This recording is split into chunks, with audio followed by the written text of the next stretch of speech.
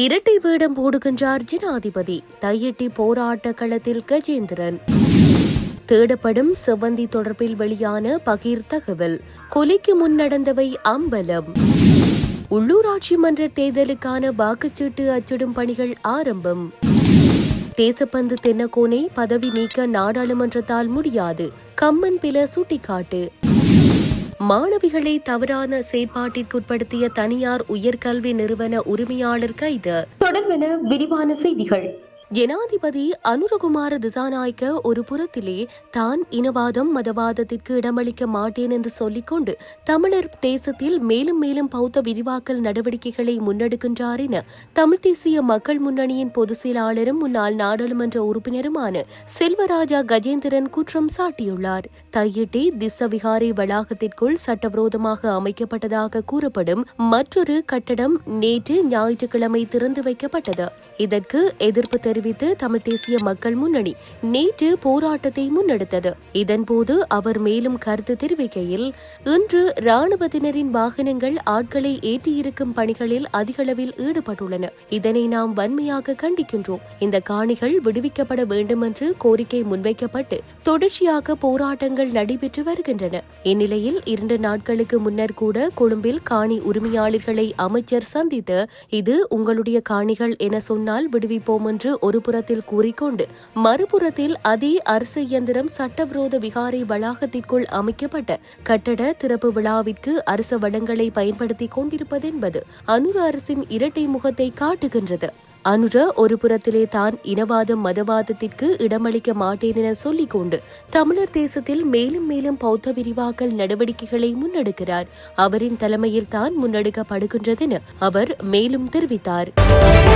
கனிமுல்ல சஞ்சீவ கொலை செய்யப்படுவதற்கு 2 நாட்களுக்கு முன்பு துப்பாக்கி சூடு நடத்திய கமாண்டோ சமிந்துவும் செவ்வந்தியும் ஒத்திகை பார்த்துள்ளமை விசாரணை மூலம் தெரிய வந்துள்ளது. சந்தேக நபர்களான இருவரும் சம்பவத்திற்கு 2 நாட்களுக்கு முன்னர் நீதிமன்றத்திற்கு சென்று ஒத்திகை பார்த்து திட்டத்தை ஒழுங்கமைத்ததாக கொழும்பு குற்றப்பிரிவை சேர்ந்த சிரேஷ்ட போலீஸ் அதிகாரி ஒருவர் தெரிவித்துள்ளார். இது தொடர்பான தகவலை தற்போது தடுப்பு காவலில் உள்ள மட்டக்குழிய பகுதியை சேர்ந்த சந்தேக நபர் ஒருவர் போலீஸ் அதிகாரிகளுக்கு தகவல் வழங்கியுள்ளார். குறித்த நபரே அவர்கள் இருவரையும் நீதிமன்ற அறையை காட்டுவதற்கு முன்வந்ததாக போலீசார் தெரிவித்துள்ளனர். மேலும் நீதிமன்ற அறையை காட்ட முன்வந்ததற்காக சிவந்தியிடமிருந்து 2000 ரூபாய் பெற்றதாகவும் அவர் போலீசாரிடம் குறிப்பிட்டுள்ளார். நீதிமன்ற அறையை காட்டிய பிறகு துப்பாக்கி சூடு நடத்திய வரும் சிவந்தியும் துப்பாக்கி சூட்டு நடத்திய பின்னர் பாதுகாப்பு அதிகாரிகள் எடுக்கும் முடிவுகள் உட்பட இருவரும் நடித்து ஒத்திகை பார்த்துள்ளதாக தெரிய வந்துள்ளது. 2025ஆம் ஆண்டு உள்ளூராட்சி மன்ற தேர்தலுக்கான வாக்கு சீட்டுகளை அச்சிடும் பணிகளை ஆரம்பிப்பதற்கான நடவடிக்கைகள் முன்னெடுக்கப்பட்டுள்ளதாக தேர்தல் ஆணைக்குழு தெரிவித்துள்ளது.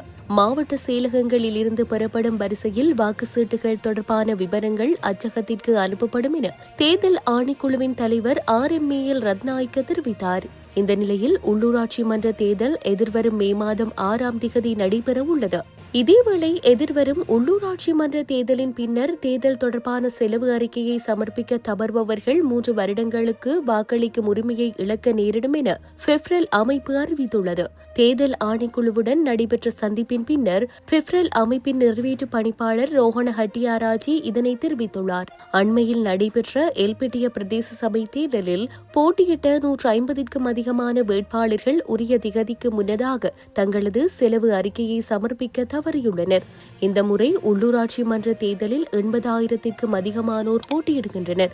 இந்த நிலையில் குறித்த வேட்பாளர்களில் எவரேனும் தங்களது தேர்தல் செலவு அறிக்கையை உரிய திகதிக்கு முன்னர் சமர்ப்பிக்க தவறும் பட்சத்தில் 3 ஆண்டுகளுக்கு வாக்களிப்பதற்கான மற்றும் தேர்தலில் போட்டியிடுவதற்கான உரிமையை இழக்க நேரிடும். அத்துடன் 1 லட்சம் ரூபாய் அபராதமும் விதிக்கப்படும். எனவே செலவு அறிக்கை தொடர்பில் மிகுந்த கவனம் செலுத்துமாறு சகல வேட்பாளர்களையும் பெப்ரல் அமைப்பு கோருவதாக அதன் நிறைவேற்று பணிப்பாளர் ரோஹண ஹெட்டியாராஜி தெரிவித்துள்ளார். நீதிமன்றத்தின் உத்தரவு நடைமுறையில் இருக்கும் நிலையிலும் நீதிமன்றத்தில் விசாரணைகள் இடம்பெற்றுக் கொண்டிருக்கும் நிலையிலும் தேசப்பந்து தென்னகோனை போலீஸ் மா அதிபர் பதவியிலிருந்து நீக்குவது குறித்து நாடாளுமன்றத்தால் எந்தவொரு தீர்மானத்தையும் எடுக்க முடியாது என முன்னாள் அமைச்சர் உதய கம்மன்பில தெரிவித்தார். இது தொடர்பில் அவர் ஊடகங்களிடம் மேலும் கூறுகையில், போலீஸ் மா அதிபர் பதவியிலிருந்து தேசபந்து தென்னக்கோனை நீக்குவதற்கான யோசனை நாடாளுமன்றத்தில் சமர்ப்பிக்கப்படவுள்ளதென்று செய்திகள் வெளியாகியுள்ளன. ஆனால் அது தவறான தகவலாகும். அவ்வாறு தேசபந்து தென்னக்கோனை தற்போது போலீஸ் மா அதிபர் பதவியிலிருந்து நீக்க முடியாது. தற்போது நாட்டில் நீதிமன்ற தடை உத்தரவிற்கு உள்ளாகியுள்ள போலீஸ் மா அதிபருடன் பதில் போலீஸ் மா அதிபர் ஒருவரும் இருக்கின்றார். வழக்கு விசாரணைகள் நிறைவடையும் வரை தேசபந்து தென்னக்கோன் போலீஸ் மா அதிபருக்குரிய பணிகளை செய்வதற்கு நீதிமன்றத்தால் தடை உத்தரவு பிறப்பிக்கப்பட்டுள்ளது. அவ்வாறெனில் தற்போதும் தேசபந்துவே போலீஸ் மா அதிபர் ஆவார். நீதிமன்றத்தின் உத்தரவு நடைமுறையில் இருக்கும் நிலையிலும், நீதிமன்றத்தில் விசாரணைகள் இடம்பெற்றுக் கொண்டிருக்கும் நிலையிலும் அது குறித்து நாடாளுமன்றத்தால் எந்த ஒரு தீர்மானத்தையும் எடுக்க முடியாது. அவ்வாறானதொரு நடவடிக்கை எடுக்கப்பட்டால் அது நேரடியாக நீதித்துறையில் நாடாளுமன்றம் ஆதிக்கம் செலுத்துவதாகவே அமையும். இந்த விவகாரத்தில் பொதுமக்கள் பாதுகாப்பு அமைச்சர் ஆனந்த விஜயபால பொய்கூறி நாடாளுமன்றத்தை ஏமாற்றியிருக்கின்றார் என தெரிவித்தார்.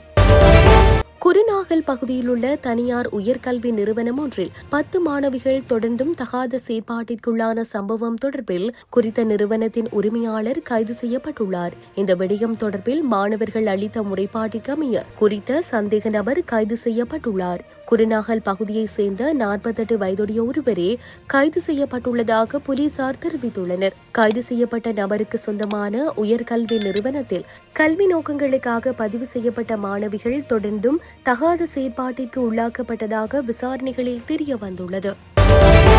சம்பள முரண்பாடு தொடர்பில் அதிபர் ஆசிரியர் சங்கம் மாத்திரமல்ல ஏனைய தொழிற்சங்கங்களுடனும் கலந்துரையாடி கடுமையான தொழிற்சங்க நடவடிக்கைகளை முன்னெடுக்க தயாராக உள்ளதாக இலங்கை ஆசிரியர் சங்கத்தின் செயலாளர் ஜோசப் ஸ்டாலின் தெரிவித்தார். சம்பள முரண்பாடு தொடர்பில் நேற்று கொழும்பில் இடம்பெற்ற ஊடகவியலாளர் சந்திப்பின் போதே அவர் இவ்வாறு குறிப்பிட்டார். பாராளுமன்றத்தில் ஜனாதிபதி இதுவரை அதிபர் மற்றும் ஆசிரியர்களின் சம்பள முரண்பாடு தொடர்பில் எவ்வித கருத்துக்களையும் தெரிவிக்கவில்லை.